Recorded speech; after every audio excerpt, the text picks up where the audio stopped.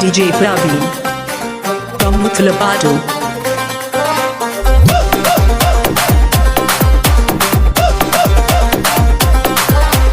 పసుపు జెండా ఇంటి మీద కడిత పథకం ఉండదా, పసుపు జెండా మోసే కార్యకర్త ప్రాణం